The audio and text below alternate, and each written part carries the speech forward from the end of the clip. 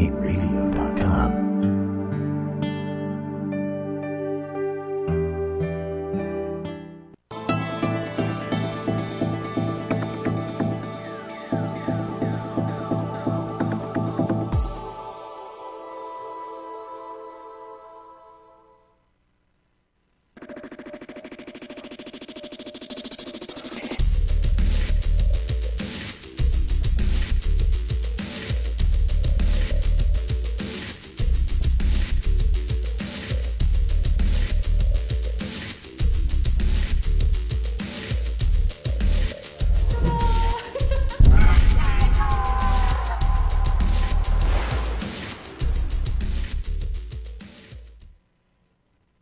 Welcome back to Nerdgasm after our 32-year hiatus.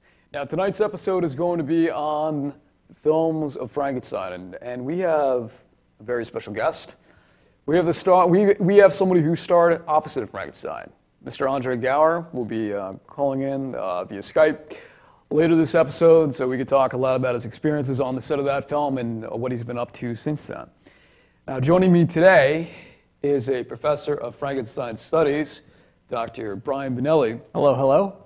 Who you might recognize from Conan O'Brien. No, I don't think anyone would recognize me from that. I recognize you from Conan O'Brien. Thank you. I think you're better off recognizing me from my 1 second cameo in Caesar Natto's Deadly Christmas, or my 1 second cameo in Dark Chamber. Thank you, Dark Chamber.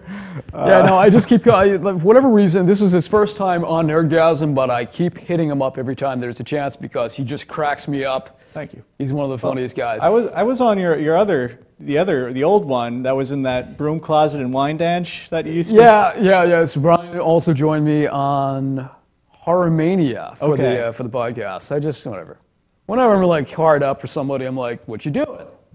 And then I call him right in. Now, but there's the biggest reason I called him in is because he's an expert when it comes to the old Universal Frankenstein movies. I love the old Universal Frankenstein movies. It is a reason why I got involved with horror. I would say when I really got on my horror kick, I started with 1931's Frankenstein. And I moved into all of the sequels that came after. And little did I know that there are a lot of sequels. There's Frankenstein, the series, and we're going to go by one. It's 1931's Frankenstein, 1935's Bride of Frankenstein, 1939's Son of Frankenstein, 1942's Ghost of Frankenstein, 1943's Frankenstein versus Wolfman, 1944's House of Frankenstein, 1945's House of Dracula, 1948's Still Meet Frankenstein. I'm that big of a nerd, I know all these things. Now, we're going to go one by one, talking about our favorites, what we liked about the series, what we didn't like about the series, and I believe we even have some trivia compiled by Mr. Timmy Packer, Nerdgasm's #1 fan. So why don't we start with that? Did you know, Mr. Bonelli, not to blow your ears out right there, did you know that the use of lightning to resurrect and bring life to the monster was an idea created by Universal Studios? Because in the original novel, Dr. Frankenstein didn't reveal his methods in hopes that no one can recreate what he did. Because obviously Frankenstein is told from the point of view of Dr. Frankenstein. Yeah, I knew that. Have you read the book, Frankenstein or the Modern Prometheus by Mary Shelley? Sure. Yeah, it's quite different from the Universal films. Okay, well, tell me, what are some of the differences that you're talking about? Tell me. The differences that you're talking about between the cinematic James Whale version versus the Mary Shelley. Well, in the books, he's a lot smarter. The book. Right. He's articulate. The entire plot is pretty much different, save for Victor Frankenstein. In the movie, he has a different first name, I believe. He creates the monster, and that's pretty much where the similarities kind of end. I mean, the book ends, they're in the North Pole, and Frankenstein, the monster murders, it's hard. So you're talking about like the Kenneth Branagh, Robert De Niro version was really the definitive version of Frankenstein. Yeah, even though that's unwatchable, yes. I think that's more in line with the original. It manages to capture what was going on. But what went wrong with that movie? I don't know. It's been a long time since I've tried to watch it, but I remember I could never just sit through that movie. There's something about it. I'm like, this is wrong. I remember at the end, there's a scene with this De Niro going, why are you crying? Who's my father? All right. I don't know, I prefer the ending where Frankenstein's on fire going, "Wah!" Yeah, it's much more poetic. Frankenstein on fire, screaming. Yeah, well, you know, I personally think, now if we're going to go by the Frankenstein movies one by one, you know, by the way, the flat-headed Frankenstein is a construct of Universal and Frank Pierce. Frank Pierce was that great makeup artist that was the creator of so many iconic images. That's not, and the bolts on the neck and the flat top are nowhere in the books, but they're in that movie, and that's a creation of Universal. Like, if you were to create a flat-headed Frankenstein, likely is that Universal would want a royalty, because that's their property. It's not in the Mary Shelley book. And the idea was that you can open up the top, put a brain in, to open up the top. It's like a trash can, you know, you just flip top. Right. Yeah.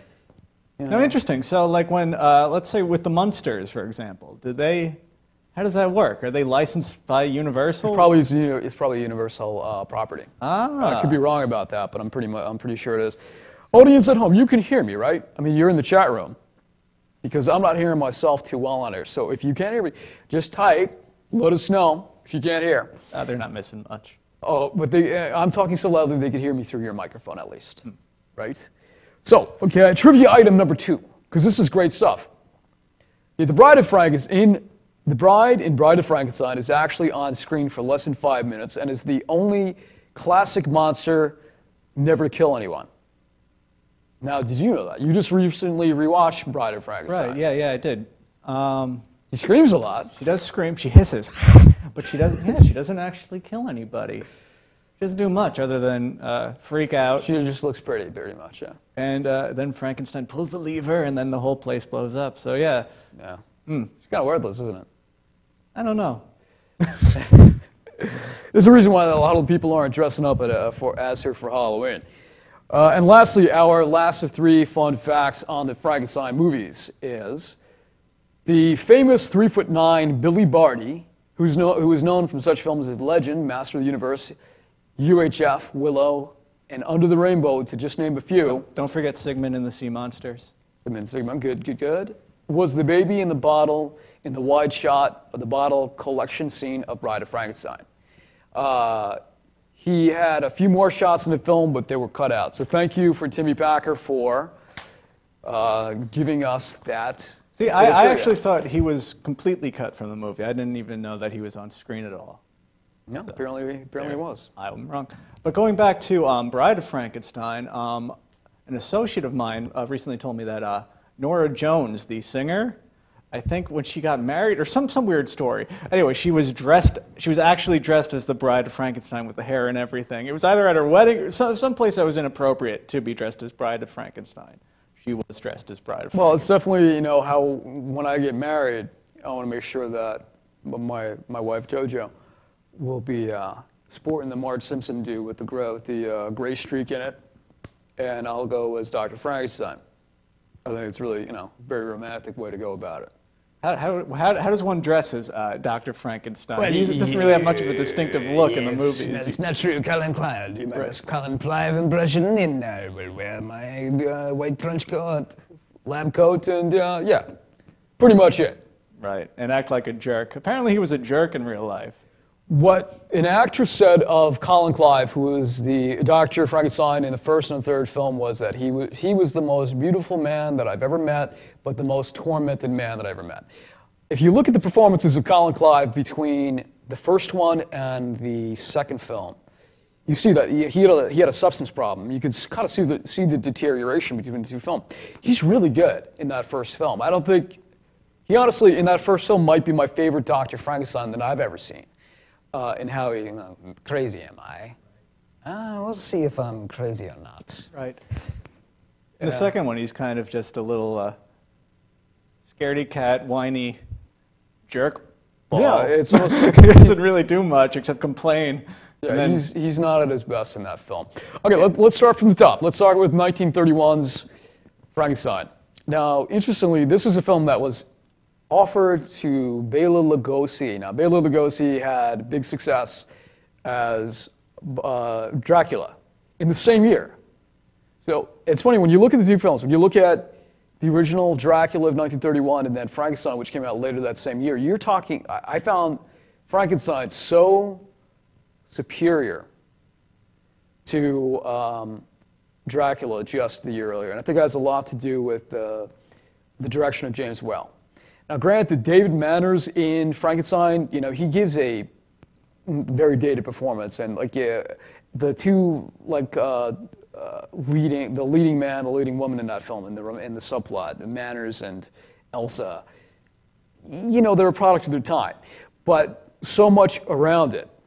The Carlisle performance, the Colin Clyde performance, Fritz as the Igor spin-off. Well, he was a precursor. Dwight Frye. Because there's no Igor in Frankenstein. There's no Igor in Bride of Frankenstein. Right. It's not until Son of Frankenstein that Igor comes into it. Right.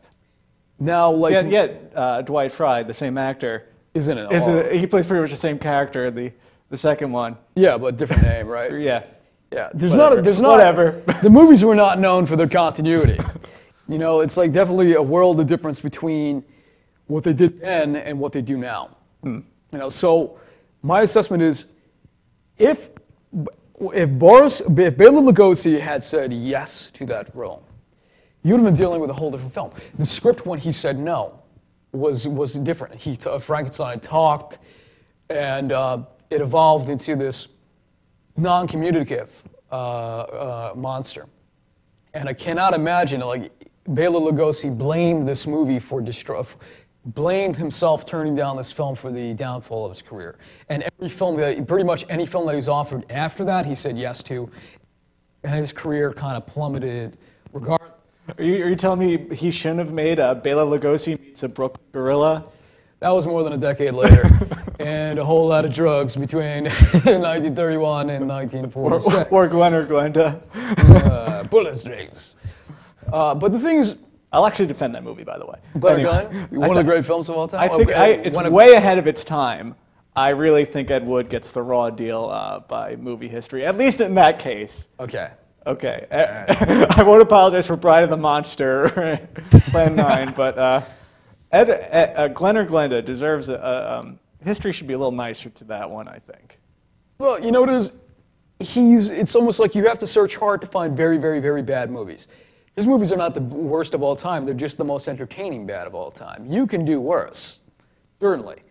And I've seen a few that are worse. Right. But because it's kind of fashionable to jump on Ed Wood to call him the worst filmmaker of all time, because people know him, therefore he's the worst. But he's only known. He is the best bad filmmaker that is known, at least unintentionally.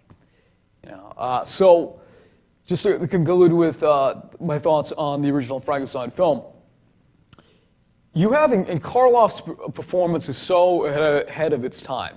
Somebody else in the same role could have been robotic. They could have just been purely evil. He brought a sympathy and a pathos to that character that is unbelievable.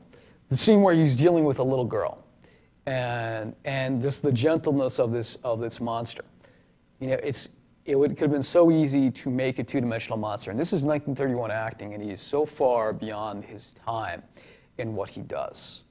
And I think it's one of the great all-time performances in film history. And I'm going to say that the original Frankenstein movie is my favorite of all of them. And it manages to be barely dated. The only thing that really dates it, despite having no score. The movie only has score in the opening scene because they hadn't perfected integration of music and film yet. But I would say that it manages to have this rawness and this amazing effectiveness. I feel even more so than Bride of Frankenstein, which had a Franz Waxman score. I think they did a better job. 31. I know Bride has a lot of love, and you just rewatched it, but I think that the original Frankenstein is a stronger film, and it keeps me riveted despite some really bad performances by supporting players. Again, I'm not going to blame them. I'm going to blame the fact that 1931 was the beginning of of talkies. Actors were just coming out of theater. And I'm not sure if, they realized that they weren't supposed to act like Phil Hartman in a Saturday Night Live sketch. So what do you recall about the... I think you mean John Lovitz. Acting! Both of them are from the same school, Okay. Okay. What are your thoughts? What do you recall about the original Frankenstein? It's a beautiful movie. It's great. Everything you said, I agree with 100%, except I do like Bride of Frankenstein a bit more because it's just so weird. But you're absolutely right. The direction is it's a timeless movie. Out of all those old Universal horror movies, I think that one is like that one's it's a true masterpiece. Karloff is amazing. I can't picture. I think if Lugosi made the movie, it would have been an absolute disaster. Although you get to see Lugosi in one of the later installments as Frankenstein. Are we going to be talking about other Frankensteins? We're going to be talking about all the Frankensteins. Glenn Strange. Yeah, we're going to be talking about all. We're going to be talking about all of the Frankensteins.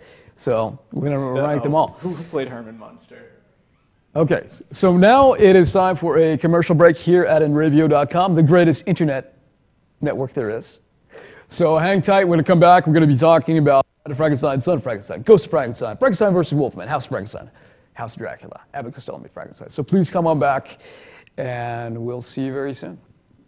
The world of advertising has changed. Radio, TV, and newspaper revenues have declined drastically. Why? Because businesses have realized that advertising return on investment isn't what it used to be. So what can we do about it? Well, that's easy. Advertise online. Own a local restaurant, real estate agency, or even a national retail chain? Whatever your business, InRavio can get your message out there, and we can do it at a fraction of the cost. Call today and see the difference for yourself. This isn't TV. This isn't radio. This is InRavio.com.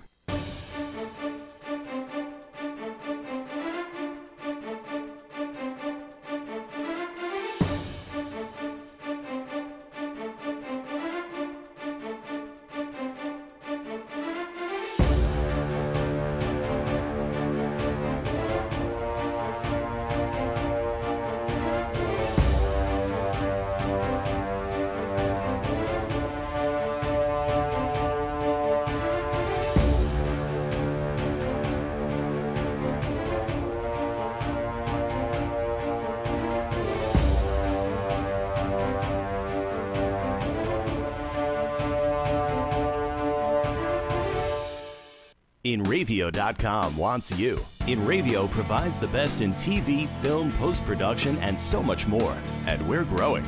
Right now, we're looking for a team of pros that can join us. So what are you waiting for?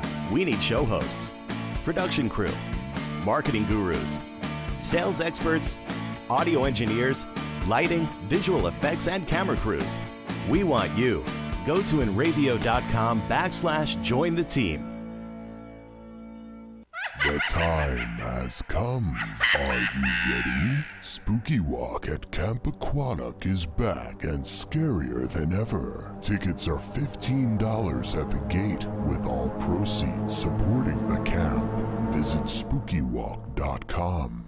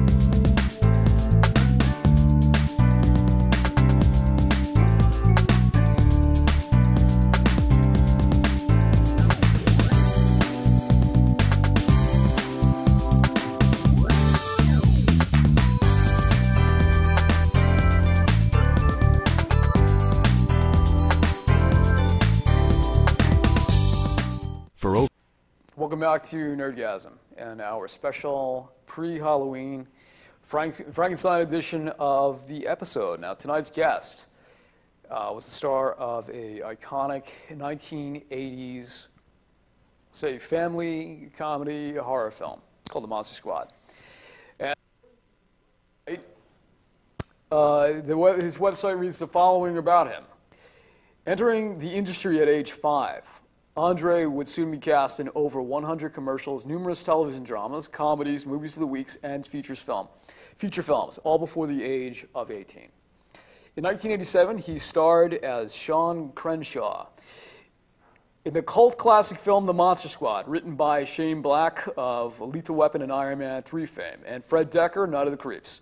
Over 25 years later, that film is still enjoyed worldwide at retro screenings, conventions, and personal appearances. Andre was then cast as George T. Scott's son in Mr. President, one of the first original series on the new Fox network. He then joined the cast of the hit sitcom Jason Bateman and Sandy Duncan. In 1999, he became a sport writer for numerous papers. Andre continues to act, write, and produce. His company, Cinema South, LLC, I didn't need to say the LLC, but it's there, helps actors and entertainment professionals with production, acting workshops, one-on-one mentoring, business, and media training, as well as consulting. So how are you today, Andre? I'm not sure if you can hear me. So can you hear me? I see you. Can you hear or see me? Okay, so he's there. The good news is that Andre Gower is here. He's in the house. See him? We both see him. I'm not sure if you at home can see him. And he's typing. So yeah, we do we do a little test call at times, and then so the audio was working good before, and now we're just we're gonna make sure that the connection's coming is all fixed and he can hear us. So we will continue talking about Bride of Frankenstein, and once he hears us, he's going to join in the chat. So Bride of Frankenstein. Yes. This is where we left off. Yes. And I can't say that I like it as much as the original Frankenstein, and part of it is because I think it's almost like Whale is to Bride of Frankenstein what Tim Burton is to Batman Returns. It's like it's a little excess of Whale, just as Batman Returns might be a little bit of excess of Burton, where they get to kind of take their liberties too much with the source material and violate it a little bit. See, well, here's the difference between you and I like Batman Returns better than the original I'm Batman. not going to say that I like it any more or less, but it definitely feels less loyal to the source material. Right. But in this particular case, I feel like we're not even watching a horror film anymore, and I think it gets too quirky for its own good. Right. I like it. I don't like the Franz Waxman score so much. I think it knocks it down a level. Almost having the bare minimalist score worked better for me, but I think it's too out there for its own good. And I think that, I mean, they had the scene with Pretorius and the little guys in the jars and all that. Right. It's like, No, it's so ridiculous. I'm thinking to myself, what am I watching? It's like I admire the novelty of it. I admire like how daring it is, but I don't think it makes for a good Frankenstein movie. Right. So now, what did you respond to about Bride of Frankenstein? Well, it's precisely that. It's just how weird it is that scene with the jars. It's like, what am I watching? This is so bizarre. In my case, it takes me out versus pulls me in. Right. See, I can see that's where you and I are a bit different, I think. Additionally, the scene where he's with the old guy in the cabin. Gene Hackman. Yeah. It's a beautiful scene. Beautiful scene. Amazing scene. What else? What else? I think so. Is our guest hearing us at the moment? Okay. Okay, great. So we do have our guest with us tonight, Mr. Andre Gower. Now, the first question I have for you, and it's such a trivial question, well, what the hell? Let's get this party started somehow. Hogan Family. I used to watch Hogan Family. Who did you play in the Hogan Family? So what character did you play? Yeah, I joined the cast of Hogan Family, I believe 1990, 89, 90, as a character named Steve Traeger, who they brought in a neighborhood school buddy of the younger brothers, because they never had anybody to interact with. And Jason Bateman, who of course played the older brother, always had his buddies as part of the storyline. So they brought in someone to sort of be a bad influence on the younger younger brothers of of the Hogans. It's a little bit of a departure, I guess, from the good boy image then that you had previously portrayed, at least in the work of yours that I'm familiar with at that point in your career. So let me ask you something. It was a little bit. It was, yeah. How is the experience of making a production versus watching it? Because here I'm a kid and I'm watching those programs and it's euphoric, it's entertaining, you forget your troubles. But I'm imagining that the experience of making it is anything but that. You're here, you're saddled with all of these lines. You have to hit your marks. Everybody's down in your, breathing down your neck to make sure that it's done a certain way. How stressful is the experience, especially at that age? You're a young man. In making it, like, what is the stress factor versus the fun factor when you were doing productions at that age?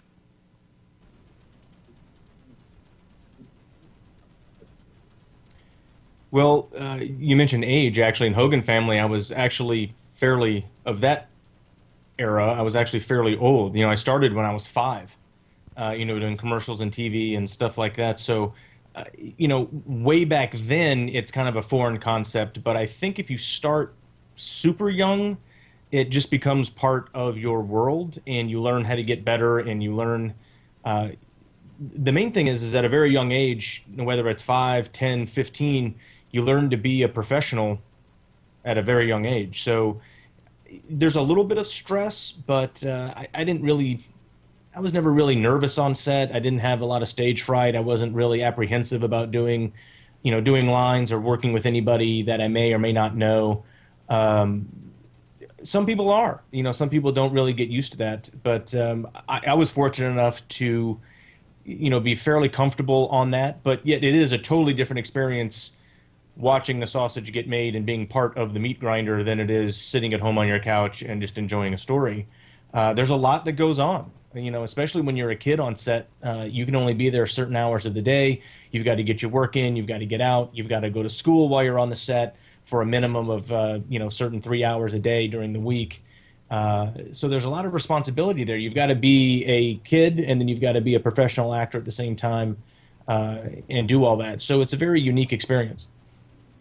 Now, how many other kids were you dealing with when you were auditioning for Monster Squad? Because I'm imagining every kid actor out there was probably trying out for it. And were you the kind of kid that's like, oh my God, if I don't get this part, I'm going to die? Or were you just like, hey, if I get the part, I get the part, I don't care?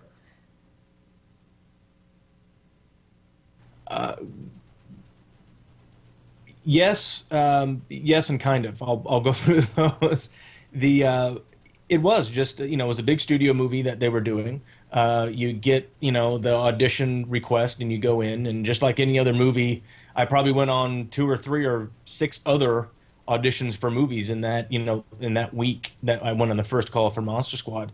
And yeah, they had a big call. They had a lot of kids read for all the roles in that movie, and a lot of names that you read for that movie that wanted to do it and didn't get it. The story that's, interesting with me in Monster Squad is I originally read for a different role. I originally read for the role of Rudy, and as I went as a callback for Rudy, and then they called me back again and again, and I read for Rudy, and then, a couple weeks later, I get a call at the house from the agent, and they say, hey, you got that movie, The Monster Squad, but you didn't get the role you read for. You actually got the lead, the role of Sean. And the funny story is I was actually kind of mad because I wanted the role of Rudy because that was a cool character. But I think it worked out pretty good. Everybody getting the roles that they did because it looked right, I think. That's the opposite of a story that I recently experienced. I was up for playing Dee Wallace's son in this zombie movie. I was literally up there for that role. And then I got the call that said, well, they went for somebody younger and blonder for the son role, but we want you as a zombie. I'm like, oh, you son of a bitch. So I went from literally top to way bottom, whereas you went from supporting role to the top. So good for you, man. That's okay. Now, did any part of you as a kid, yeah, exactly. You just say yes as much as you can. I find. Now, did any part of you as a kid, when you're reading the script, think to yourself, hey, this is kind of like Goonies?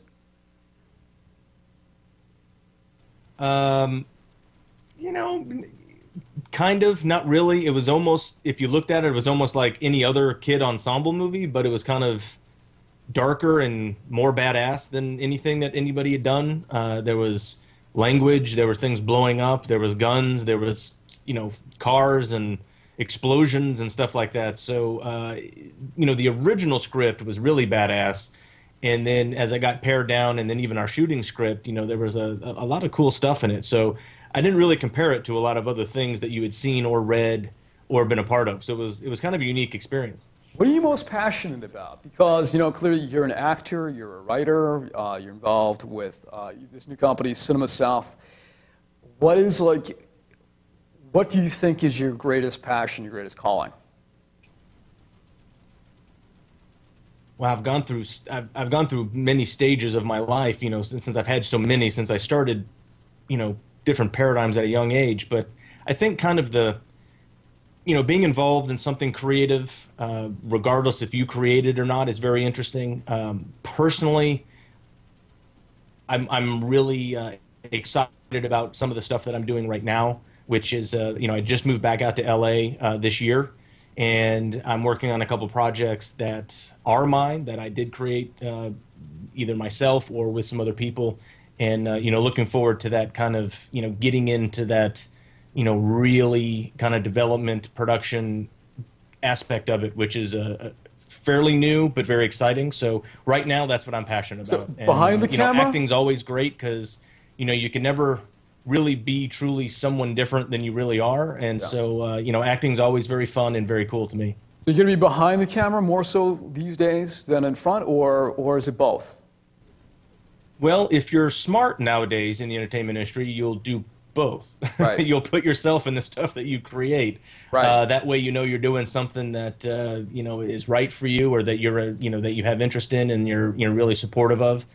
And you have a passion behind it, so it all both sides mean something to it. But I have friends that are making projects. I have friends that are making movies of different sorts, and if you're involved with those, even just jumping in for one day on set for them, that's kind of neat too. Now I met you when I first met you. I believe you were either in Virginia or North Carolina at that point, maybe a couple of years ago. What made you decide to move? I mean, to my understanding, there's an industry in North Carolina. Was that what drew you there, or was just something else in life that brought you down there versus LA? Well, it was North Carolina, and I've always had family ties to the state. Long story short, I actually, when I graduated high school, I went to school in North Carolina to play basketball, which was a dream I had had. So I kind of left Hollywood for a few years and went to go take an opportunity that came out of that. And then, pretty much since college years, for 20-something years or so, I've been going back and forth to North Carolina. This last stint was, lasted about 7 or 8 years. And I was there, working with a friend of mine in a non-related industry. But you mentioned the industry, the film and TV industry in North Carolina. There used to be one. They just killed it. So they just took away all of the tax incentives for North Carolina, so everything kind of just pulled up anchor and hit the afterburners, except for one or two things that are taking the scraps of what's left of what they kind of chopped up film incentive-wise. So it was kind of good timing, but that didn't really have to do with the decision to leave. The main decision was to come back to LA. It was time. I had a couple projects I wanted to work on, especially this one that I'm very excited about, and that's kind of my focus right now, is getting that thing rolling and off the ground. So I'm waiting on a couple things to happen. So should have some updates here, hopefully in the next couple weeks. It's been a couple of months of hurry up and wait. If I may ask, what genre is your this production that you're going into? It is unable to get specific about it at this point. I'm waiting for some actual legal documents to get signed and forwarded, but genre is sort of kind of thriller suspense series, right, involving a lot of people that with some cool stories behind it. A lot of people I know personally. Like I said, I can't really get into a lot of the meat of it, but it's a neat concept, and as soon as all that gets going, we'll definitely come back and we'll talk about it and show you it. Oh, yeah, would absolutely love that. So tell me a little bit about Cinema South. You know, like this is your brainchild? Well, Cinema South I started actually a number of years ago as, you know, the brand of a company that I formed in North Carolina to work on a project that I created in about 0203, which was a film festival for the city of Asheville, North Carolina, which is a great location for something like that. They didn't have anything. It was a very arts community. And after, you know, many fits and starts of that, I ended up not happening with that project, but I kept Cinema South as a company name that was just sort of an umbrella brand for me to develop projects, kind of work under. I also teach workshops and classes under that with groups or individuals, and then it was sort of the development arm of that. I'm sort of kind of transitioning out of that.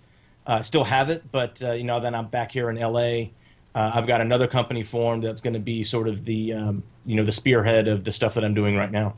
I have a question from my co-host tonight. I have no idea what it is, so... Hi. Okay. I see that you were on a few episodes of T.J. Hooker. Is that correct? Was it? That is correct. Was it scarier to work with Dracula or William Shatner? Ooh, good question. Since you know them both, it was just kind of cool to work with them both. Shatner was a great guy. You know, he's kind of a presence, you know, on his set. I actually played T.J. Hooker's son on the series, so they brought in the storyline where the kids were joining him in L.A. and living with him, and he had to deal with that. So we did that for a whole season, and that was really interesting to be on a very popular network show that had been going for a number of years, you know, with an icon like, you know, William Shatner, and to show up one day in a park and play his son in the first scene. So, and then you have 5, 6, 7 more episodes after that, which was kind of neat. So now, where can people see you next? I think I saw at a Monsterpalooza or one of the websites, ScareCon, I don't recall what it was, but you're going to be at, what's your next festival coming up? Because I know you do the festival rattle out. Yeah, do a few cons. We're going to probably do a few more conventions in 2015. This last year was sort of a transition move, and, you know, wasn't a lot going on to do appearances. I still do a lot of screenings at different movie theaters, just single screenings of Monster Squad, which are great. Don't know my next convention. So if anybody, you know, has a good one to go to, let me know. But, you know, I've got, you know, people that book that for me and looking in 2015 right now. I do have an appearance coming up somewhere that rhymes with some city in the state of Texas, but I can't really talk about it. So we'll get, it's a secret appearance. So I got one last thing to ask you, then we're going to hit the commercial break. There was always a scene in Monster Squad, because I remember, like, you know, watching it ad nauseum. Like my other co-host who was saying that film in RoboCop was the film that he would watch every week. There was a scene right at the end where Frankenstein picks up Dracula, throws him, and says, "Bogus," and then jump cut to Frankenstein impaled. And I always thought, what did they cut out here? Something was cut out of this film, and it left us with a very abrupt cut. So it's not my imagination. My 13-year-old self was noticing a definitive jump cut in that scene, unless I'm mistaken. Oh, the very end, Frankenstein lifts up Dracula, throws him. It is a rather abrupt. I got the feeling they had like an R rating, and it seems like they had to cut out a little bit of violence or something. Was that what happened? I don't know if they actually filmed him flying through the air and landing and it just didn't work or not, but I think that week that we were on, you know, the backlot at Universal, which is that town square type thing, which you've seen in just about everything, there's such long hours, and that's one of the things. If maybe they did shoot it and it didn't work, or they just were like, hey, we're not even gonna try that because we've got so much other stuff to do. I'll probably lean towards that, but next time I'm with Fred Decker, I'll actually ask him that because that's a good question. But yeah, I mean, he you know, Frankenstein backhands him, and all this, you know, you kind of see him fly out of the frame, but you know, and then all of a sudden he's impaled on the iron, you know, cross from the church sign, and then a minute later he's not, because of course that's not how you kill him. But it's a good question. I'll ask. My guess is that they just didn't actually shoot it because it was going to take too much time, or just didn't look right at the time. Well, thank you so much for Skyping in, and I can't wait to see some more of your stuff, you know, because I've seen stuff from a while ago. It is time for you to return to big pictures, and I'm looking forward to seeing all the work that you have to offer from this point on. We're young people. We got so much in front of us. So thank you so much, and you have a great night. We're going to head... Oh, someone's been watching Young Frankenstein. So thank you so much. And we will catch you. We will catch you in the future. All right, guys. Thanks a lot. Okay. So we're going to head to commercial break, and when we come back, we're going to be talking about the remaining films in the Frankenstein series. So hang tight. Thank you for watching Nerdgasm. For over 60 years, Hanson Carpet has put the customer first, providing only the finest quality products and service. And Hanson Carpet is so much more than just carpet. We also carry a wide selection of window blinds and shades, and our licensed and insured technicians can service any of your flooring or window covering needs. Browse our huge selection of laminate, carpet, linoleum, vinyl, and tile. Stop by our showroom today or visit hansoncarpet.com. No matter what your project, Hanson Carpet has got you covered. The time has come. Are you ready? Spooky Walk at Camp Aquatic is back and scarier than ever. Tickets are $15 at the gate, with all proceeds supporting the camp. Visit SpookyWalk.com. Transmission of lice occurs from being in the wrong place at the wrong time. Like catching a cold or a flu. You have guaranteed peace of mind in every bottle of Got Lice because all of our products are completely natural. And organic. But strong enough to cover all your lice removal needs while being safe and effective. Our professional technicians are specially trained with our exclusive proven technique to successfully comb out head lice. We come right to your home at your convenience. Whenever you want us. We bring everything needed to perform a successful and complete comb out while eliminating your head lice. And we leave you with our exclusive complimentary products to use for the next 10 days following our treatment. For free. Our technicians also check all family members who have been exposed to lice. Please visit us on our website today at gotlice.co or feel free to call 24 hours a day, 7 days a week at 646-257-0121.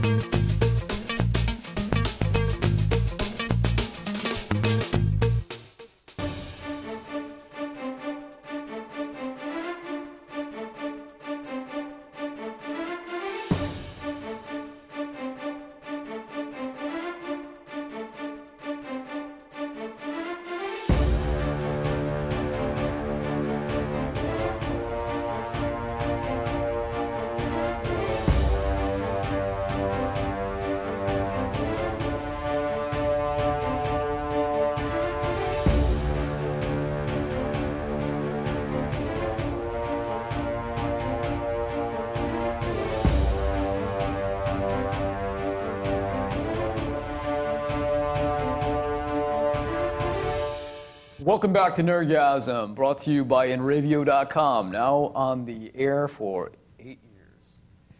So we're going to continue our discussion of Frankenstein. You know, I haven't had access to the chat room until now, and I'm seeing that There's a lot going on here in the chat room that I've completely ignored. Dave, are you going to talk about Dean Koontz's Frankenstein or I Frankenstein? What is that? Brian, do you know anything about Dean Koontz's Frankenstein? I sure haven't seen the I Frankenstein movie. I don't know anything about those. It looked terrible. I didn't see it, and I shouldn't judge. But yeah, I don't know. So I'm going to be closing the chat room just because I'm not able to. I have broken keys on my keyboards. That's how broken I am. I can't type well.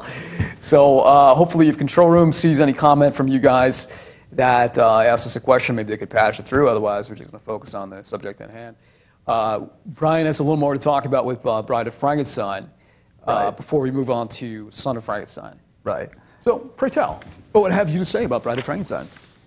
Well, the thing that I find fascinating about Bride of Frankenstein is how you always feel sympathy for the monster, despite the fact that, I mean, the film opens up. His very first scene in the movie, it starts with the grieving parents of the girl he accidentally murdered in the first movie, who are at least 20 years too old to be her parents. But anyway, they go up to the ruins of the castle that had burned down in the previous movie, and Frankenstein just straight up drowns the father, and then they brutally, this is the most graphic death in the movie, he takes the old woman, the grieving mother, throws her head first down a flight of stairs, and you see the dummy like smack right into the stairs. And then like 2 minutes later, you're like, oh, poor Frankenstein, nobody loves him. After he brutally murders these people. I just find that's amazing that you're still able to feel sympathy towards this character, and I think that says a lot about Karloff. Absolutely. And his amazing, really, really underrated as an actor. Absolutely.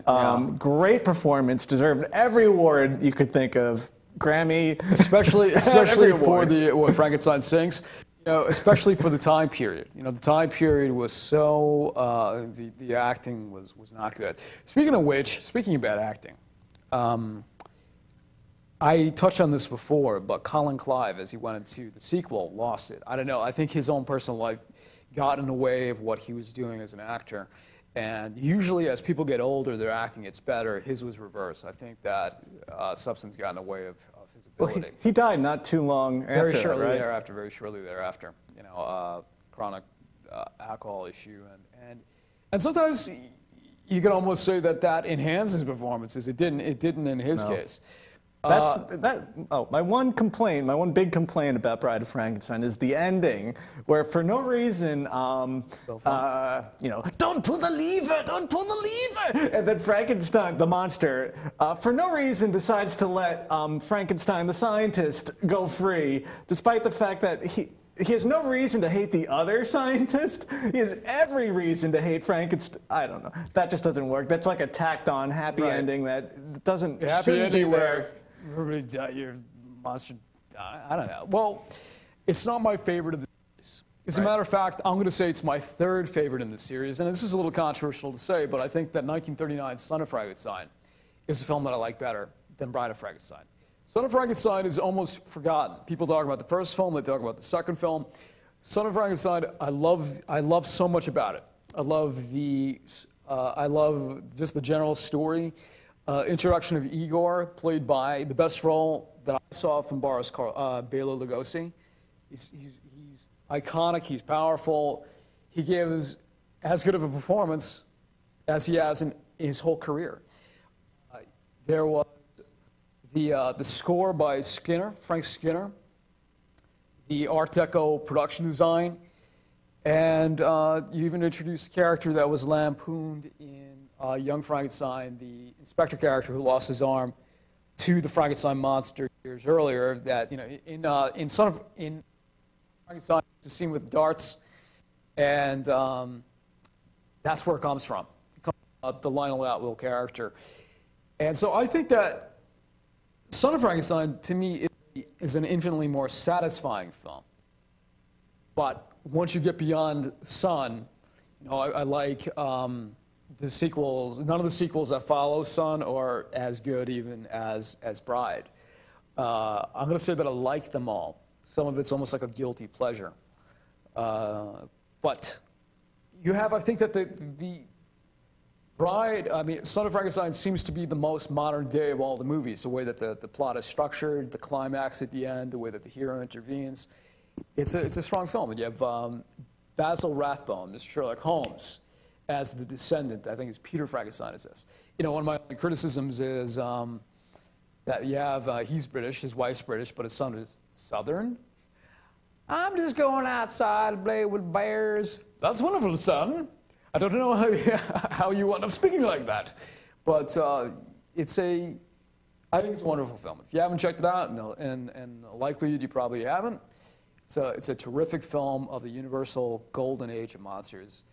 And to me, really one of the high points of any of the monster movies. And I found it by mistake. Back when the blockbusters were open, you know, I saw like Son of Frankenstein, what is this? I would say that Karloff is undercut in the film is a downside. He doesn't have as much to do, and I think that's why he didn't play the monster after that. A little fun bit of trivia, they almost were going to shoot Son of Frankenstein in color, but the makeup experiments weren't satisfactory. He was going to have green skin. They didn't know how to make him look, so they wound up sticking to the black and white. So, Trivia question. Do you know the last Frankenstein-related film that Boris Karloff was involved with? Frankenstein 1970 of 1958. Are you sure? Are you sure it's not Mad Monster Party? That's not as related to Frankenstein. Frankenstein's not on the title. So, yeah, I think I'm right here. Anyway. What year is that? I forget what year, but have you ever seen it? No, I haven't. It's a Rankin Bass, you know, they're the ones who made the stop motion, you know, Christmas cartoons, you know, like Santa Claus is coming to town and Rudolph the Red-Nosed Reindeer. They made a kind of a horror type musical thing. Phyllis Diller is in it. all horror icons, apparently. What? Phyllis Diller is another horror icon. Of course, yes. Oh God, she's been in many of my nightmares. But, you know, The Invisible Man, they have all the classic Universal horror monsters, and it's stop motion, and Karloff plays the main antagonist, Frankenstein. So, there you go. Well, okay, now, do you have any...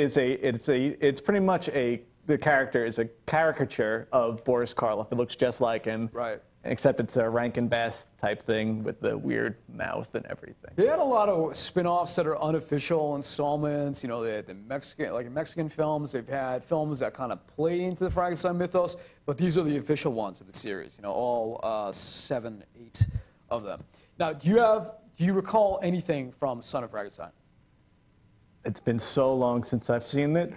In my defense, I was going to watch it this weekend, and the DVD wasn't working. So I blame technology, which is really what Frankenstein is all about. Right. You know. Yes. So technology is evil.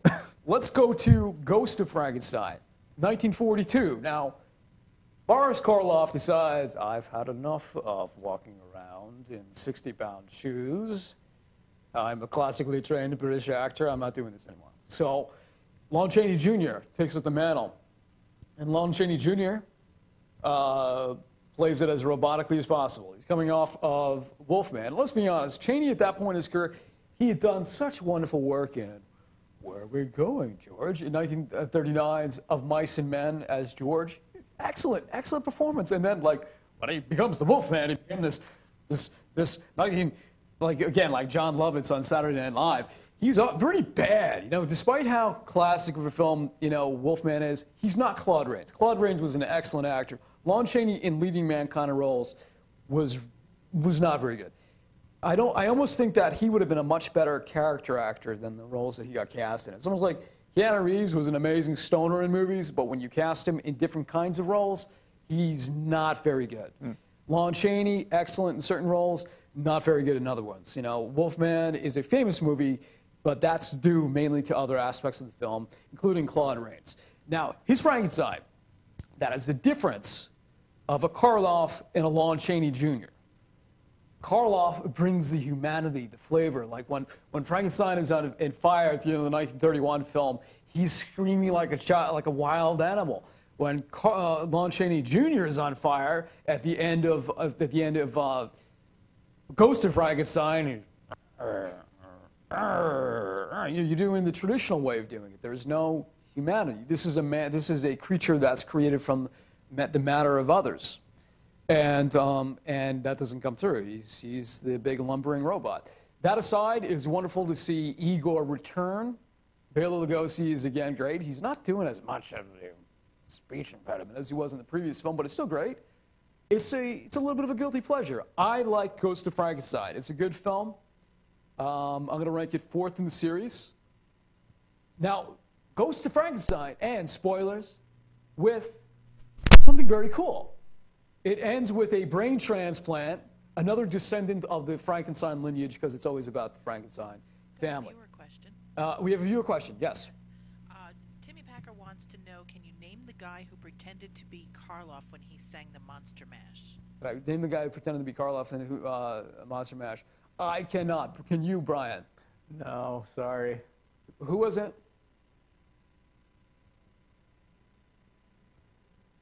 Okay, I don't know. But just to continue with Ghost of Frankenstein, you know how the film ends? Lionel Atwill, because they kept reusing the same actors in different roles, which is kind of funny. Like one time, the Lionel Atwill is the inspector, and the next time he's the mad scientist sidekick. So it ends with, we're going to replace Frankenstein's brain. So they replace Frankenstein's brain with Igor, right, by as a trick, and it's an awesome plot twist. And then obviously Frankenstein winds up going on fire, because that's how they have to end all the films with Frankenstein in a laboratory burning down. And I'm like, cool, they set this up. Frankenstein's got Igor's brain. The next film leads to Frankenstein versus Wolfman. What happens with Frankenstein versus Wolfman? Or Wolfman versus Frankenstein? Frankenstein, you know what happens? Bela Lugosi's playing Frankenstein. So finally, the role that he was supposed to be playing at the beginning, he's playing now. And you know what? He made the worst Frankenstein ever. But I'll tell you why. Because in the script, he was playing Igor Frankenstein. And when the studio said, hey, Frankenstein's talking like Igor, the audience is not going to get it. They decided to re-edit the whole film. And I think what you wind up with is my least favorite of all the Frankenstein movies. I'm not going to blame I'm not going to blame Lugosi on that. I'm just going to blame that the studio's lack of trust that the audience wasn't going to be able to follow the previous film. It's pretty shoddy, but it's a guilty pleasure. Okay, yes, Mr. Bonelli. Now, going back to Lon Chaney Jr. and his portrayal of Frankenstein, by the way, they swapped. So Lon Chaney Jr. becomes Wolfman, right, and Bela Lugosi becomes Frankenstein in the next film. Yes, what's your question? Have you ever heard he did a live TV performance of Frankenstein? Yes, drunk, completely drunk off his ass. Yes. He's picking up chairs and acting like it's rehearsal. Yeah, you got to see that. Yeah, the legend goes that he wasn't aware that they were actually going out live. He thought it was still a dress rehearsal, and he was maybe drunk. Maybe? Maybe. And, the man died of beriberi. That only happens when you're a serious alcoholic. So a few times throughout the broadcast of this, you see him.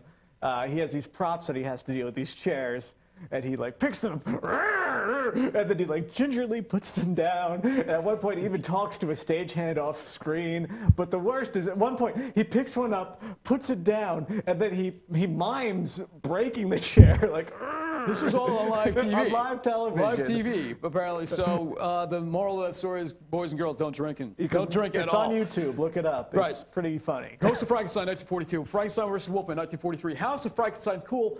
Karloff returns, but as Frankenstein, a scientist, and he's replaced by Glenn Strange, who plays Frankenstein's monster. Glenn Strange is my second favorite Frankenstein. I think he did a great job. But Frankenstein's reduced to a cameo. Same deal with House of Dracula in 1945. And I would say that there was no continuity. They didn't seem to care about, oh, we killed off that character in the last film. He's alive again. The audience won't remember. It culminates in 1948 with Adam Costello Meets Frankenstein, my favorite comedy horror film, possibly of all time. It's the Avengers of Frankenstein horror movies because you had all the characters interacting together. It is what inspired me to do comedy horror. There's not a whole lot of it this day and age. So I want to thank everybody for tuning in for our special Nerdgasm Frankenstein edition. Make sure to tune in next week, which will be my final episode of this particular program.